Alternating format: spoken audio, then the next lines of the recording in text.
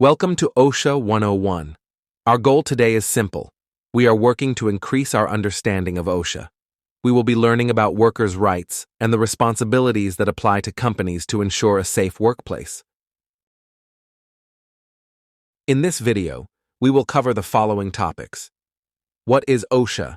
Employer responsibilities, written programs and training, record-keeping and reporting requirements, and employee rights. OSHA, or the Occupational Safety and Health Administration, was established under the OSHA Act of 1970. Its mission is to ensure safe and healthy working conditions for employees by setting and enforcing workplace safety standards. OSHA can enforce their standards by inspecting workplaces and issuing citations for non-compliance with its regulations. Inspections and violations. OSHA inspections can be planned or unplanned events. Planned inspections are scheduled by the administration based on objective criteria, industry risk, injury rates, or previous citations. Unplanned inspections are reactive. They are a result of imminent dangers, worker complaints, severe injuries, or reported violations. Penalties for violations vary based on severity, with significant fines for repeated or willful violations. Ensuring compliance helps prevent these penalties and enhances workplace safety.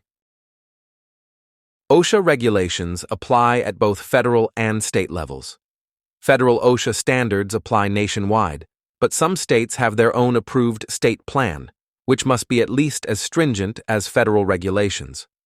To ensure compliance, employers must determine which plan their company is subject to. Find your state on the map to help determine the rules that guide your company.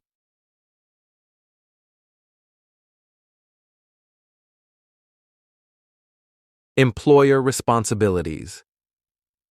The General Duty Clause is the foundation of the administration and can serve as a catch-all. The clause dictates that employers must provide a workplace free from recognized hazards that could cause serious injury or death. Additionally, they must comply with all applicable OSHA standards to protect employee health and safety. This includes conducting hazard assessments and implementing necessary safety measures.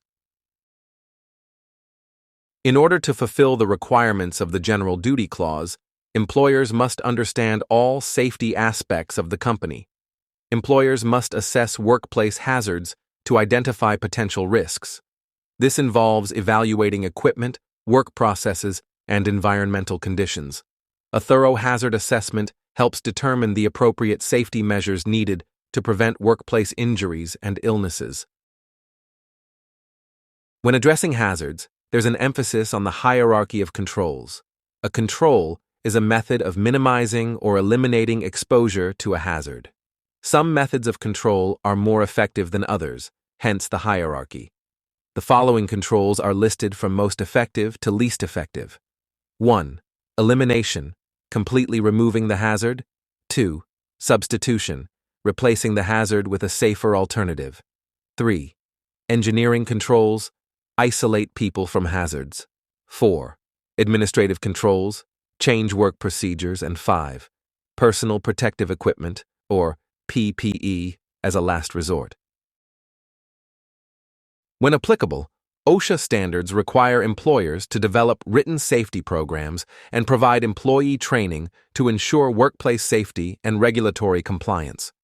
Written plans are mandated for specific standards such as hazard communication, lockout-tagout, emergency action plans, and permit-required confined spaces.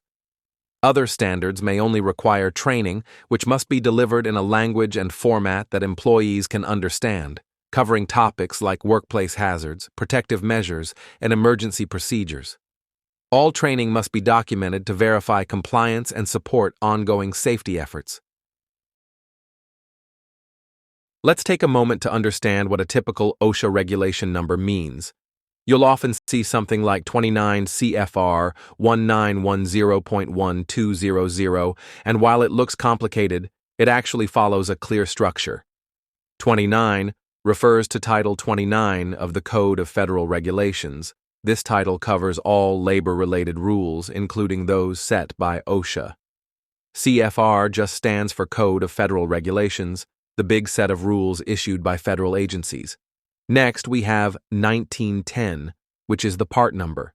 This part contains the Osha regulations for general industry, meaning it applies to most workplaces that aren't in construction, agriculture, or maritime. After that, 1200 is the section number, which points to a specific standard. In this case, it's the Hazard Communication Standard, the rule that tells us how to label chemicals, provide safety data sheets, and train employees on hazards. Sometimes, you'll also see letters and numbers in parentheses, like H1II. These are subsections within the standard that break it down into smaller rules. This one, for example, tells you what kind of training you must provide to your workers. So, once you know the structure, reading and regulation is like reading a roadmap. You just follow the numbers. Companies need to know and understand the standards that are relevant to their business. All companies must understand record-keeping and reporting requirements, which are described in Part 1904. Other parts are specific to the company's industry. 1910, General Industry Standards. 1917, Marine Terminals. 1926, Construction Safety Standards. 1928, Agriculture Standards. Understanding which standards apply to your industry is crucial for compliance. OSHA requires businesses to track work-related injuries and illnesses using standardized forms. OSHA 300, a log of work-related injuries and illnesses. OSHA 300A, a summary of all recordable injuries and illnesses, posted from February 1st to April 30th. OSHA 301, an incident report completed within 7 days of a recordable incident. Failure to maintain accurate records can result in fines and penalties. Record-keeping requirements apply to businesses with 10 or more employees unless they are an exempt industry. When required to keep records, employers must maintain separate logs for each establishment, record incidents within 7 days, retain records for at least 5 years. Proper record-keeping helps evaluate workplace safety trends and improve hazard prevention efforts. An incident must be recorded if it meets the following criteria. It is work-related, a new case, and meets at least one of the recording criteria, which include death, days away from work, restricted work or job transfer, medical treatment beyond first aid, loss of consciousness, significant diagnosed illness or injury, or exposure-related conditions such as tuberculosis or occupational hearing loss.